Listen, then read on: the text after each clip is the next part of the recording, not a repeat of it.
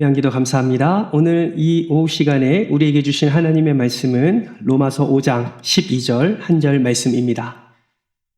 신약성경 245면에 있습니다. 로마서 5장 12절 말씀입니다. 신약성경 245면에 있습니다. 우리 한 절 말씀이니까요. 우리 같은 목소리, 같은 마음, 같은 뜻으로 함께 우리 합독하도록 하겠습니다. 시작. 그러므로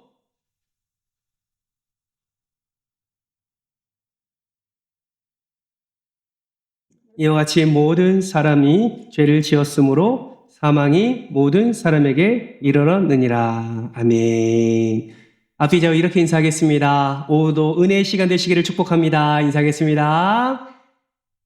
한 번 더 인사할 때 졸지 마십시오. 인사하겠습니다.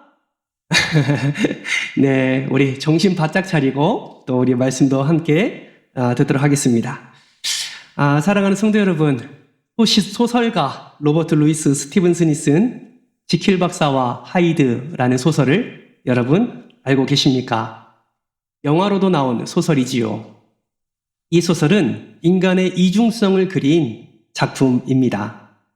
내용이 어땠습니까?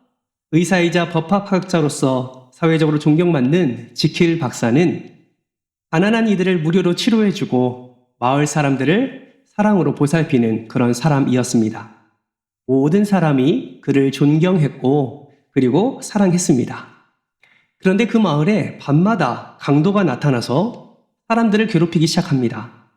또 자신의 이름을 하이드라고 밝히면서 사람들을 살해하기까지 합니다. 좀처럼 범인이 잡히지 않습니다. 그러나 시간이 흐르고 경찰이 그 범인을 체포하는 데 성공하지요. 여러분, 그 범인이 누구였을까요? 맞습니다. 바로 지킬 박사였습니다. 낮에는 사랑과 자비가 넘치는 성자였지만 밤에는 사람들을 살해하는 악마였던 것이죠. 작가 스티븐슨은 인간의 내면에 존재하는 그런 악한 본성에 대해서 부끄러워하지 않고 이러한 선한 본성과 악한 본성이 함께 존재하고 있음을 작품을 통해서 드러내었습니다. 모든 인간의 모습이 이러한 모습이 있습니다. 지금 예배드리는 우리 안에도 선한 본성이 있는가 하면 또 한켠에 악한 본성도 함께 존재하는 것을 우리는 경험합니다. 많은 사람들은 무엇에 초점을 두느냐에 따라서 선한 사람으로 비춰지기도 하고 또 그의 행동에 따라서 악한 자로 비춰지기도 하지요. 그러나 성경은 무엇을 말씀하고 있습니까? 로마서 3장 23절 말씀 이렇게 말씀하고 있습니다. 같이 한번 읽어볼까요? 시작. 모든 사람이 죄를 범하였음에 하나님의 영광에 이르지 못하더니. 아멘. 1번 문항에 죄라고 쓰시면 됩니다. 홍 목사 참 친절하죠? 별걸 다 알려줍니다. 모든 사람이 어디 이르렀다고요? 죄에 이르렀다고 분명히 말씀합니다. 그 죄로 말미암아 하나님의 영광에 이르지 못했다라고 말합니다. 한마디로 모든 사람이 죄인이라는 것이죠. 여러분, 성경은 왜 자꾸 죄를 말할까요? 여러분, 창세기 시작부터 3장에 가면 아담과 하와의 죄가 나오지 않습니까? 왜 성경은 참 은혜를 말하면 좋겠는데 좋은 것을 말하면 좋겠는데 왜 항상 죄, 죄인, 범죄 이런 것들이 뒤따라 오게 될까요? 여러분, 창세기를 기록한 그 시대를 아십니까? 창세기는 모세가 기록했지요. 창세기는 이스라엘 백성들이 광야를 방황하는 그때에 모세가 기록한 것입니다. 그들이 우상을 숭배했기 때문에 창세기를 통해서 천지를 만드신 창조하신 이가 하나님이심을 드러냈고요. 그리고 그 인간, 그 이스라엘 백성들을 구원하시는 하나님을 드러내기 위해서는 반드시 거쳐야 되는 과정이 있는데 그것이 무엇이냐면 인간이 과연 어떠한 자인가, 이스라엘 백성인 우리는 어떠한 자인가를 밝히 드러내야 했던 것이죠. 여러분, 성경은요, 수많은 이야기가 기록되어 있습니다. 그러나 그 수많은 이야기에 목적지, 종착지가 있습니다. 그것이 무엇입니까? 바로 구원입니다. 여러분, 성경은 구원을 말하고 있습니다. 세 가지 성경을 줄여서 세 단어로 줄이면 무엇입니까? 창조와 타락과 구속이지요. 그것을 우리는 줄여서 창타구라고 말합니다. 이 세 가지 단어가 핵심 성경의 내용입니다. 예수 그리스도를 통해서 구속함을 받은 우리, 예수 그리스도를 통해서 구원받은 우리가 최종 목적지에 해당하는 것이죠. 그러나 그 구원의 과정 가운데 최종 목적지에 도달하려면 반드시 거쳐야 되는 과정이 있는데 그것이 바로 죄라는 것입니다. 왜 타락했는가? 왜 타락해서 죄로 말미암아 그 힘듦과 고통, 그 아픔을 겪게 되었는가? 인간은 왜 죄인이 되었는가를 반드시 지나서야만 구원의 진정한 의미를 깨달을 수 있고 그 구원의 의미를 깊이 누릴 수가 있습니다. 오늘 우리가 함께 나누는 말씀은 낮 예배 때 함께 말씀을 나눈 그 내용과 일맥상통합니다. 우리의 죄성을 말하고 있습니다. 왜 죄가 우리에게 일어나게 됐는지, 우리가 스스로 범하는 자범죄 외에 왜 하나님께서는 이 인간을 죄인으로 말씀하고 있는지를 오늘 말씀을 통해서 분명하게 말씀하고 있습니다. 그래서 빠지지 않고 죄에 대해서 말할 때 거치지 않고 분명히 드러나는 죄가 무엇입니까? 바로 첫사람 아담의 죄가 등장하게 되는 것이죠. 우리는 죄를 알면 알수록, 우리는 죄의 깊이에 빠지면 빠질수록 더 분명하게 드러나는 것이 있습니다. 그것이 무엇입니까? 따라서 해봅시다. 구원의 은혜입니다. 여러분 생각해 보세요. 여러분이 어떤 구덩이에 빠졌습니다. 1m 구덩이에 빠졌습니다. 내 힘으로 구원할 수 있습니까? 있지요. 그 정도는 충분히 나올 수 있습니다. 그러나 여러분 5m의 구덩이에 빠졌습니다. 내 힘으로 나올 수 있습니까? 없습니다. 그러면 어떠한 방법으로든 구원을 얻게 된다면 그 구원의 그 크기를, 구원의 그 은혜를 생각해 보면 그 구원의 은혜는 5m밖에 되지 않는다는 것이죠. 그런데 만약에 여러분이 10m, 20m 구덩이에 빠졌다고 생각해 봅시다. 여러분 5m에서 건져내는 것과 10m, 20m에서 건져내는 것 중 어느 것이 그를 구원하는 데 가장 많은 힘을 들이게 되겠습니까? 깊이 빠지면 빠질수록 건져내는 데에 더 큰 은혜가 필요한 것이죠. 여러분 우리의 구원도 마찬가지입니다. 내가 얼마나 죄인인지를 깨닫고 내가 얼마나 죄의 늪에 빠져 있는지를 깨닫고 그 깊이 빠져 있는 것을 깨달으면 깨달을수록 나를 사랑하사 나를 구원하신 그 예수 그리스도의 은혜의 깊이를 우리는 분명하게 알 수 있다라는 것입니다. 그것을 모세는 지금 창세기를 통해서 또 이스라엘 백성들의 죄인된 모습이 어떠한지를 분명히 말씀함과 동시에 그리고 그 죄 가운데서 건져내시는 예수 그리스도의 은혜를 분명하게 말씀하고 있는 것입니다.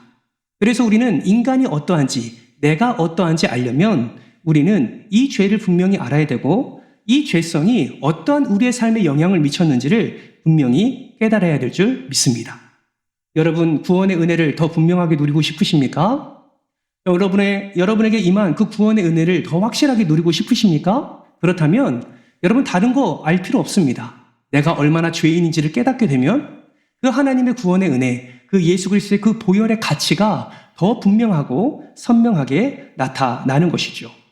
성경은 분명히 말씀합니다. 인간은 죄인이다 라고 말씀을 합니다. 그리고 그 죄가 어떻게 시작했는지 아담과 하와의 죄를 통해서 분명하게 말씀하고 있습니다. 여러분 아담과 하와는 어떤 죄를 범했습니까? 우리가 성경 말씀을 읽어봐서 알지요? 아담과 하와는 하나님이 먹지 말라고 한 선악과의 열매를 따 먹었습니다. 여러분 그것으로 말미암아 아담과 하와는 죄를 범하게 되었지요. 그러면 여러분 선악과를 따먹은 것이 궁극적인 죄라고 말할 수 있습니까? 그렇지 않습니다. 선악과를 따먹는 것은 표면적으로 드러난 죄이지요. 그러면 그들이 정말 하나님 앞에서 범한 죄는 무엇입니까? 그들이 범한 하나님의 죄는 하나님의 명령을 들었음에도 불구하고 하나님이 하나님 되심을 그들은 깨달았음에도 불구하고 하나님의 명령, 하나님이 말씀하신 바를 그는 지키지 않은 것 자체가 우리는 죄라고 말할 수 있는 것입니다. 여러분 죄는 헬라어로 하마르티아라는 단어를 씁니다. 죄가 헬라어로 뭐라고요? 하마르티아라는 단어를 써요. 이것은 사전적으로 어떤 의미가 있냐면 표적, 즉 관역을 벗어나다라는 의미를 담고 있습니다. 여러분 양궁 경기 즐겨 보십니까? 여러분 양궁 경기 수십 미터 거리에서 활을 쏘지요. 활을 쏴서 그 양궁의 관역에 맞히는 경기입니다. 얼마나 정확히 맞히느냐에 따라서 점수가 구분되어 있지요. 그것은 게임의 그 승패를 가리기 위해서 정확성을 따지는 그 점수가 나뉘어져 있지만 그 관역을 완전히 벗어나면 완전히 빵점 처리가 됩니다. 여러분, 죄가 무엇입니까? 관역을 벗어나는 것이 죄예요. 그렇다면 관역은 무엇입니까? 하나님의 말씀이라고 할 수 있지요. 관역은 하나님의 뜻이라 할 수 있습니다. 내 생각에 화살을 들고 활을 당겨서 하나님의 뜻과 하나님의 말씀의 관역에 꽂히게 되면 그것은 하나님의 말씀에 순종하는 그런 기쁨을 누리게 되지만 내 생각의 화살이 그 관역을 빗나가게 되거나 내 행동의 화살이 관역을 빗나가게 되면 그것이 바로 죄다라는 것을 우리는 깊이 알아야 되는 것입니다. 이런 측면에서 볼 때 선악과를 따먹은 것 자체가 죄가 아니라 아담과 하와가 범한 죄는 무엇입니까? 하나님의 명령을 어긴 죄, 하나님의 질서를 어긴 죄, 하나님의 그 뜻을 어긴 죄가 분명하게 그들이 범한 죄였다라는 것을 우리는 분명히 기억해야 될 줄 믿습니다. 그렇다면 여러분, 그런 죄를 범할 때 하나님의 말씀의 관역에서 빗나간 그런 삶을 살았을 때 그 죄의 특성은 무엇일까요? 여러분, 죄의 특성은 하나님과의 관계를 벗어나게 만듭니다. 여러분, 죄를 지으면 지을수록 하나님과의 관계가 멀어지게 됩니다. 여러분, 하나님과의 관계가 지금 멀어지고 있습니까? 그래서 우리의 삶을 점검해 봐야 되는 거예요. 내가 죄를 지음으로 말미암아 내 곁에 하나님이 안 계신 것처럼 느껴지고 내 곁에 하나님이 함께하지 않는 것처럼 느껴지고 내가 기도하는데 뭔가가 응답되지 않는 것 같고 뭔가 하나님이 나와 지금 가까이 계시지 않는 것 같은 느낌이 든다면 여러분, 다른 것을 점검하는 것이 아니라 내가 하나님 앞에 어떠한 죄의 모습으로 서 있는지 점검해 보아야 한다는 것입니다. 여러분, 앞서 난예배 때 우리가 함께 살펴보았죠. 상대적 기준 살펴보았습니다. 다른 사람에 비해서 나는 의로운 것 같습니다. 다른 사람에 비해서 나는 바르게 사는 것 같습니다. 여러분, 그렇게 생각이 들지만 여러분, 가만히 생각해 보십시오. 정말 우리가 하나님 앞에서 가장 하나님이 싫어하시는 죄가 무엇일까요? 정말 하나님 앞에서 가장 흔하게 범하는 죄. 나는 다른 사람보다 나은 것 같지만 정말 내 삶의 뚜껑을 열어보면 반드시 존재하는 하나님이 가장 싫어하는 죄. 여러분, 그게 무엇일까요? 바로 하나님의 말씀에서 떠난 불순종의 죄, 불신앙의 죄가 죄인 줄 여러분 기억하시기를 바랍니다. 전도를 하다 보면 많은 사람들이 이렇게 얘기합니다. 나는 죄인이 아닙니다. 기분 나쁘게 왜 자꾸 그런 말 합니까? 여러분, 그분은 죄인입니다. 왜요? 가장 중요한 하나님을 믿지 않는 죄를 그는 범하고 있기 때문에 그렇습니다. 이렇게 죄의 특성은 하나님과의 관계를 멀어지게 합니다. 근데 안타깝게도 이 죄의 특성은 전인격적으로 나타납니다.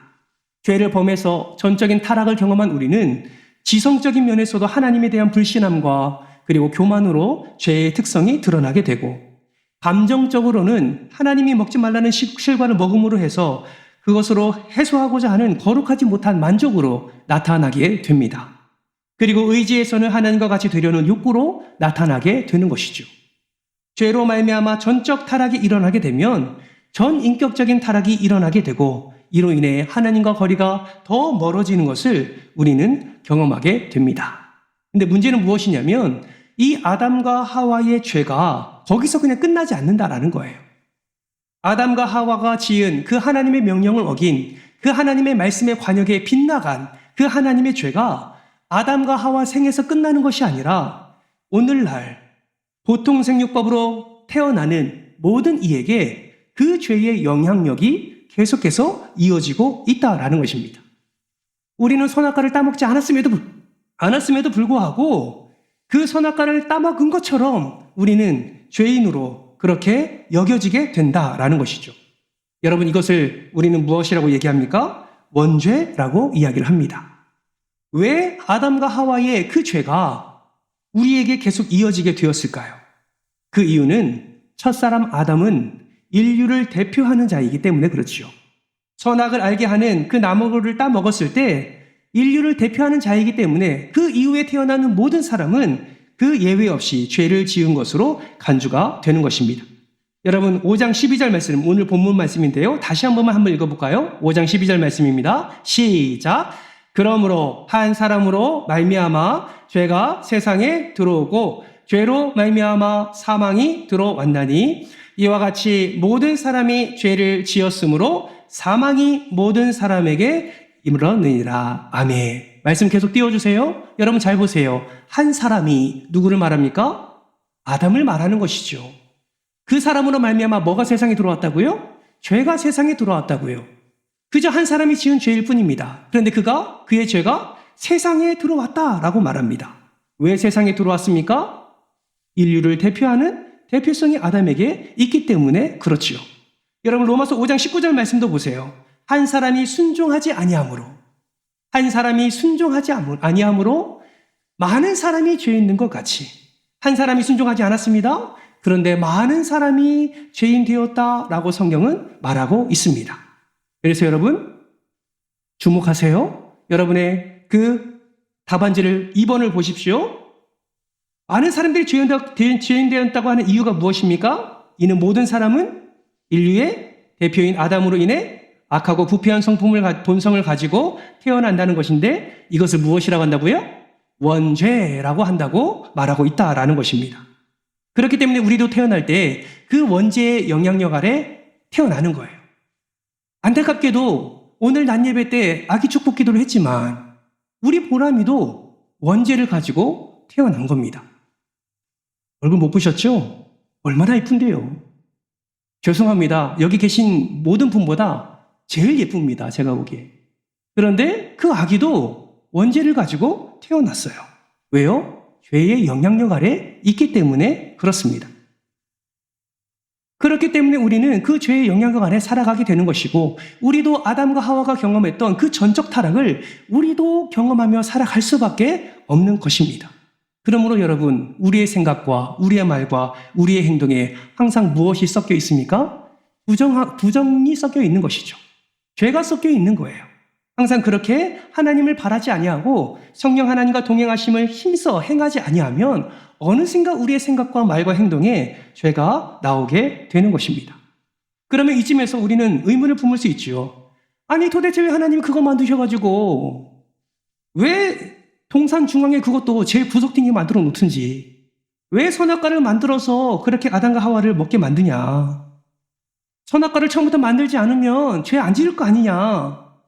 제 선악과를 안 따먹으면 영생토록 죽음을 맛보지 않냐고 살아갈 수 있지 않냐. 우리는 이러한 생각에 빠질 수 있습니다. 여러분 지난번에 한번 말씀드렸죠? 이러한 생각은 바른 생각이에요? 잘못된 생각이에요? 잘못된 생각이에요? 바른 질문이에요? 잘못된 질문이에요? 잘못된 질문이에요. 왜요? 우리는 항상 기억해야 돼요. 피조물의 존재가 어떤 존재인지를 여러분 생각하셔야 됩니다. 여러분 피조물은요. 그것을 만든 이가 어떤 목적과 어떤 의도를 가지고 만드는 거예요. 여러분 사람뿐만 아니라 하나님은 들의 백합화, 공중에 나는 새 분명한 목적을 가지고 만들었습니다. 사람도 분명한 목적을 가지고 창조하셨어요. 자연도 분명한 목적을 가지고 창조하셨어요. 여러분 그거 아세요? 선악과도요. 하나님의 분명한 목적과 의도대로 창조되었습니다. 그렇다면 사람을 창조하신 목적은 무엇입니까? 하나님께 영광을 올려드리기 위해서죠.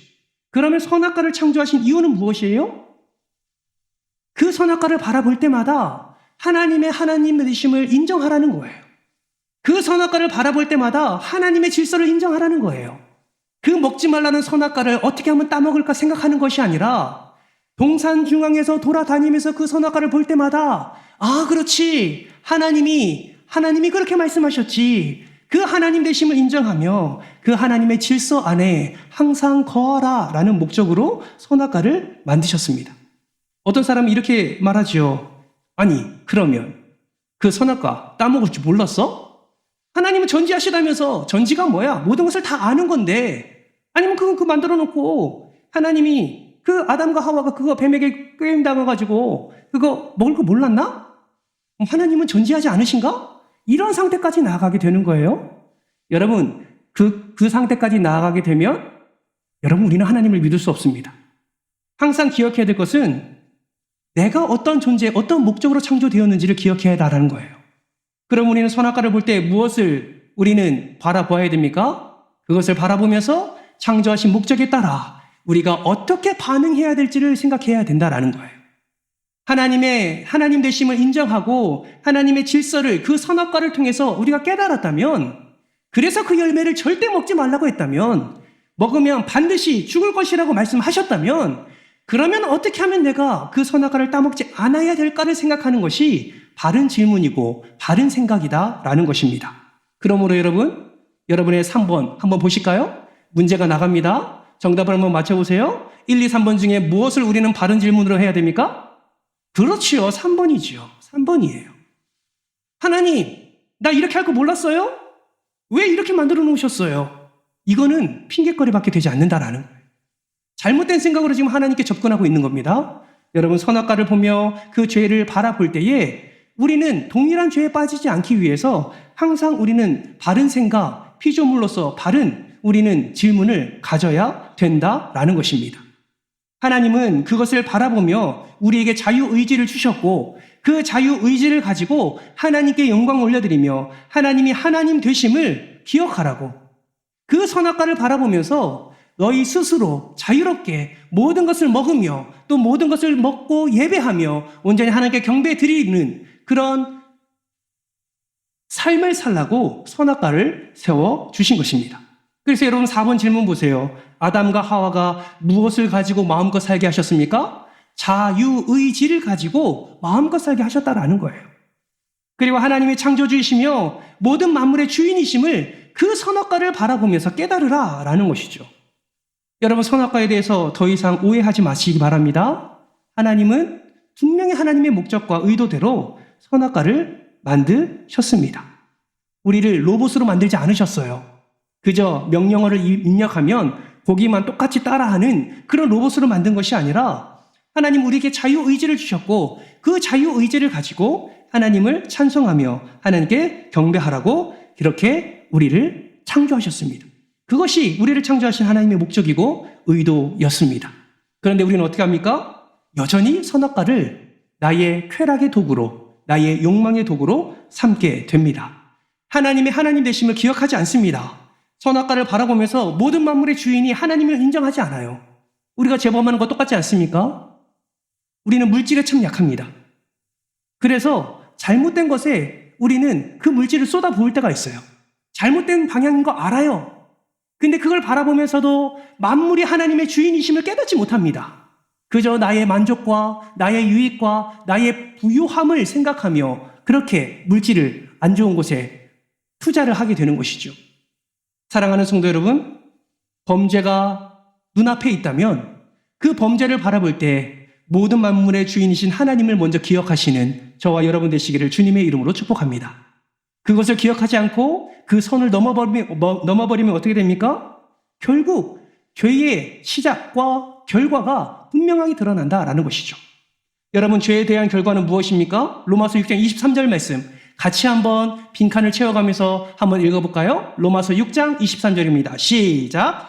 죄의 삭은 사망이요 하나님의 은사는 그리스도 예수 우리 주 안에 있는 영생이니라.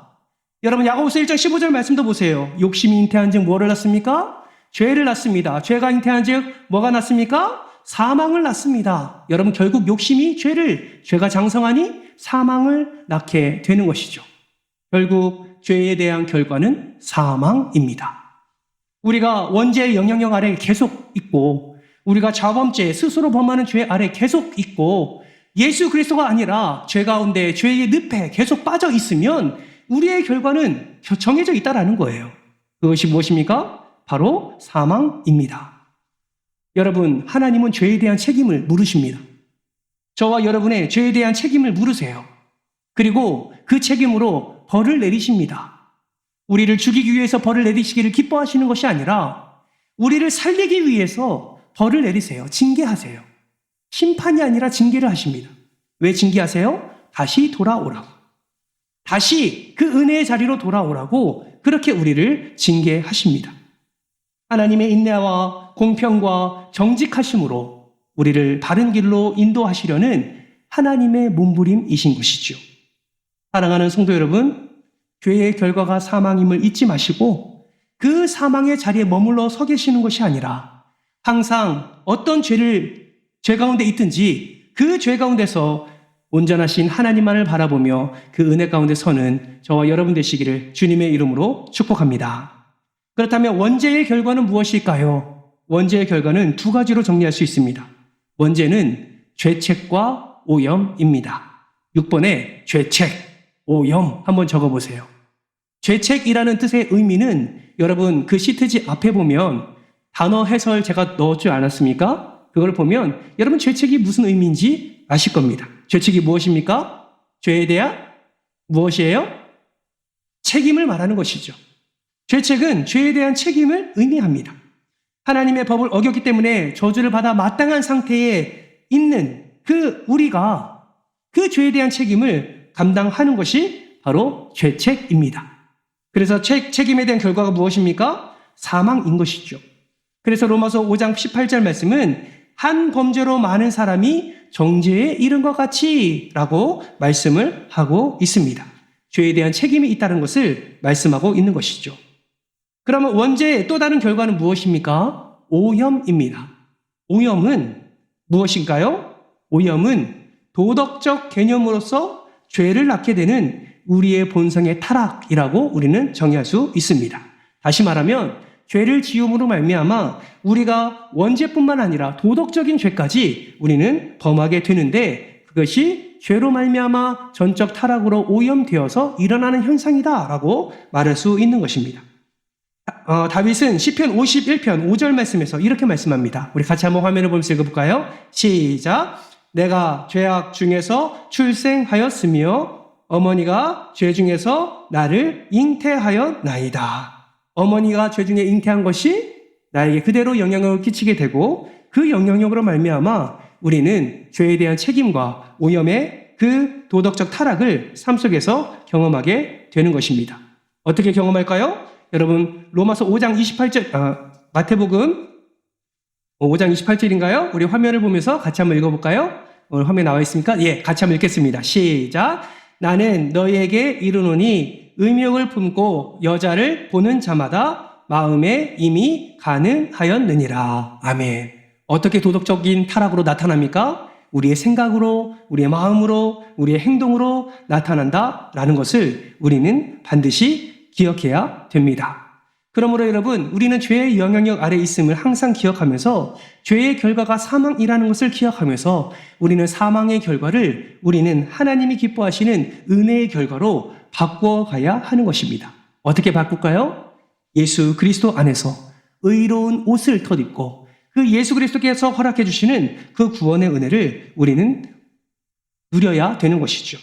그것을 우리가 신학적 용어로 무엇이라고 말할 수 있습니까? 칭의라고 말할 수 있습니다. 여러분, 칭의는 무엇입니까? 의롭다, 칭하다 라는 뜻을 가지고 있지요. 칭의는 여러분 법정적 선언의 효력을 가지고 있습니다.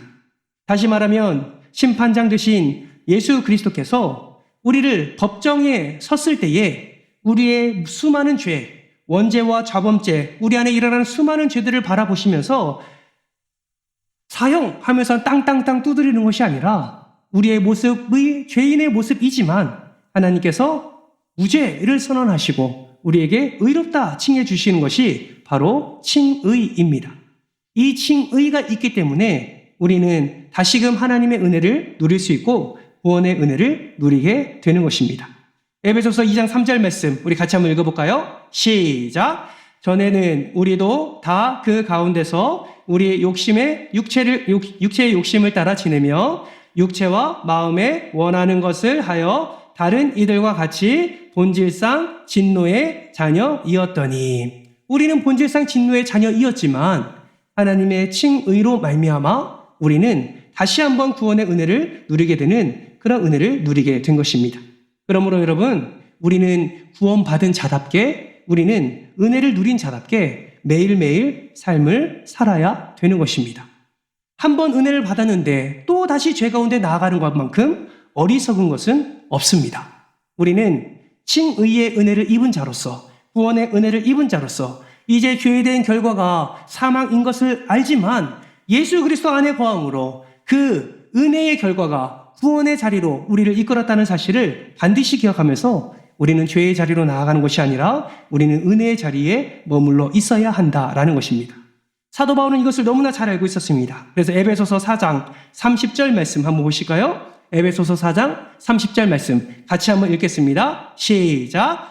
하나님의 성령을 근심하게 하지 말라. 그 안에서 너희가 구원의 날까지 인치심을 받았느니라. 아멘. 누구를 근심하게 하지 말라고요? 성령을 근심하게 하지 말라. 너희가 칭의의 은혜를 누린 자로서, 너희가 예수 그리스도로 말미암아 구원의 은혜를 누린 자로서 매일매일 앞으로 살아가는 동안에 하나님의 성령을 근심케 하지 말라라고 분명히 말씀하십니다. 근심케 하는 자는 어떻게 합니까? 히브리서 12장 6절 말씀처럼 사랑하시는 자를 징계함 같이 저와 여러분을, 성령을 근심케 하는 저와 여러분을 징계하신다라고 말씀을 하십니다. 사랑하는 성도 여러분, 기억하십시오. 우리는 죄의 영향력 아래 있는 자였지만 하나님의 은혜로 구원의 은혜를 누린 자입니다. 이 사실을 반드시 기억하시기를 주님의 이름으로 축복합니다. 그래서 매일매일의 삶 속에 죄의 자리가 우리를 넘어뜨리려 한다 할지라도 그 자리에 설 때마다, 누군가가 그 죄의 자리로 우리를 인도할 때마다 우리는 그 자리에서 하나님의 하나님 되심을 인정하고 하나님의 그 은혜를 사모하며 더욱더 그 길을 벗어나 주의 은혜 가운데 서기를 힘써야 하는 것입니다. 우리가 잘 아는 웨스트민스터 신앙 고백은 그리스도의 범죄함에 대해서 다음과 같이 기록하고 있는데요. 11장 5조 말씀입니다. 이것을 읽고 함께 기도하고 우리 마치도록 하겠습니다. 조금 길지만 같은 목소리를 한번 읽어볼까요? 시작. 그들이 칭의의 상태에서 결단코 실족되는 일이 없다고 할지라도 그들이 지은 죄 때문에 그들은 하나님의 구성적인 노를 살 수 있는 일이라. 그 다음입니다. 그리고 그들이 스스로 겸손하고 자신들의 죄를 자백하며 사람을 구하고 자신들의 믿음과 회개를 새롭게 할 때에야 비로소 저희들에게 하나님의 얼굴빛이 회복을 하시게 된다. 아멘. 결국 우리가 회개하며 성령의 근심 가운데 나아가는 것이 아니라 끝까지 말씀 앞에 서게 될 때에 하나님의 얼굴빛이 우리를 비추게 되고 그 은혜를 우리는 누리며 살아가게 되는 것입니다. 바라고 소망하기는 이번 한 주간 동안 여전히 죄의 영향력 아래 거하지 마시고 오히려 은혜의 영향력 아래 거하셔서 죄의 영향력을 드러내시는 것이 아니라 예수 그리스도의 놀라운 의, 그 하나님의 놀라운 은혜를 더 많은 이들에게 끼치는 복된 한 주간 되시기를 주님의 이름으로 축원합니다.